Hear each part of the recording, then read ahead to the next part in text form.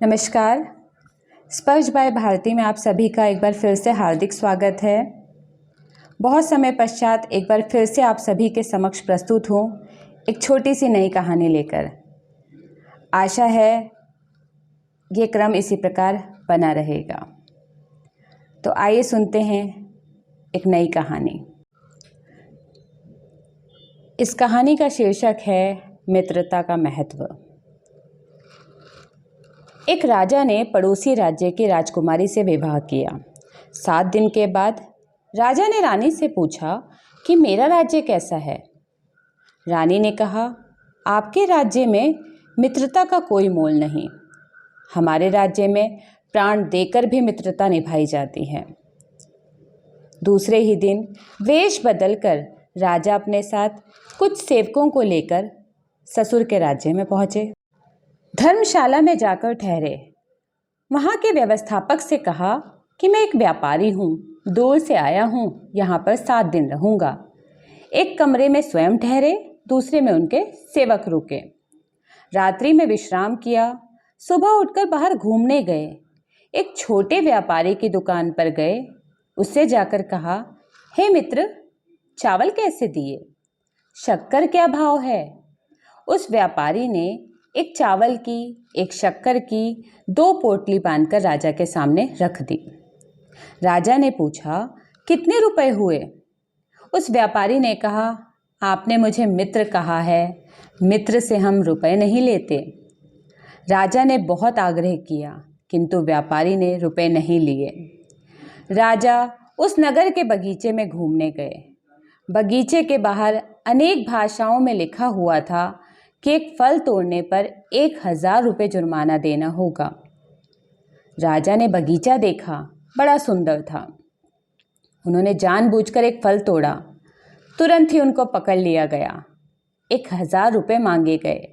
राजा ने कहा, मेरे पास पैसे नहीं हैं। उनसे पूछा गया, तुम्हारा इस राज्य में कोई परिचित है? राजा ने कहा, धर्मशाला के सामने एक दुकानदार मेरा मित्र है। उसे बुलाया गया और बताया गया कि तुम्हारे मित्र पर 1000 रुपये जुर्माना किया गया है। जुर्माना ना देने पर हम इनको कैदगाह में डाल देंगे। उस दुकानदार ने जैसे तैसे करके 1000 रुपये भरकर उन्हें मुक्त करवाया। राजा दूसरे दिन भी बगीचे में घूमने गए। राजा ने 2 फल तोड़े तो उन पर 2000 रुपये का जुर्माना किया गया। दुकानदार को बुलाया गया। उसने घर के जेवर बेचकर राजा को मुक्त करवाया। राजा तीसरे दिन भी बगीचे में घूमने गए। उस दिन उन्होंने 3 फल तोड़े। 3000 रुपये जुर्माना हुआ। उस दुकानदार ने अपनी दुकान को गिरवी रखकर 3000 रुपये चुकाकर अपने मित्र को मुक्त कराया। फिर राजा चौथे दिन भी बगीचा घूमने गए। इस बार उन्होंने 4 फल तोड़े। 4000 रुपये जुर्माना हुआ। दुकानदार बड़ा परेशान हुआ, पर उसने अपने मित्र राजा से कुछ नहीं कहा। उसका एक ही पुत्र था। उसे गिरवी रखकर 4000 रुपये प्राप्त किए। रुपए देकर राजा को छुड़वाया। 5वें दिन भी राजा बगीचा देखने गए। उन्होंने 5 फल तोड़े। 5000 रुपये जुर्माना किया गया। दुकानदार ने इस बार अपनी पत्नी को गिरवी रखकर 5000 रुपये प्राप्त किए। 5000 रुपये देकर अपने मित्र को आज़ाद करवाया। राजा बड़ा हैरान था। ऐसी मित्र भक्ति तो मैंने कहीं देखी नहीं। यह मित्र है या देवता? राजा और दुकानदार साथ साथ आ रहे थे। रास्ते में दुकानदार ने जहर की एक पुड़िया खरीदी। राजा ने पूछा, हे मित्र, इस पुड़िया में क्या है? दुकानदार ने कहा, मैंने जहर खरीदा है। आज रात इसे खाकर सो जाऊंगा, क्योंकि अब धन प्राप्ति का कोई साधन नहीं बचा है। राजा ने मन में विचार किया, यहाँ के लोग कितने महान हैं, जो अपने प्राण देने से भी नहीं हिचकिचाते।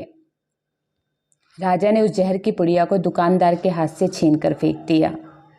राजा ने अपने मित्र दुकानदार को बड़े प्रेम से गले लगाया और कहा, तुम चिंता मत करो, तुम्हारे सारे दुख दूर हो जाएंगे। उन्होंने उसे बताया, मैं राजा हूँ, तुम्हारे राज्य का दामाद हूँ। राजा ने उसे 15,000 रुपये देकर कहा, इन रुपयों से सारा कर्ज उतार लो। दुकान, पुत्र और पत्नी को वापस ले आओ। राजा ने उसे 10,000 रुपये और दिए और कहा कि इन रुपयों से अपना व्यापार बढ़ाओ। वहाँ से राजा अपने सेवकों सहित अपने नगर में जा पहुँचे और अपनी रानी को बुलाकर कहा, धन्य है तुम्हारा राज्य और धन्य है वहाँ के निवासी। वास्तव में वे मित्रता का कर्तव्य जानते हैं। आशा है आपको ये कहानी अवश्य पसंद आई होगी। कृपया इस चैनल को लाइक एवं सब्सक्राइब अवश्य कीजिएगा ताकि ऐसी कहानियाँ भविष्य में भी आप सुनते रहें। धन्यवाद।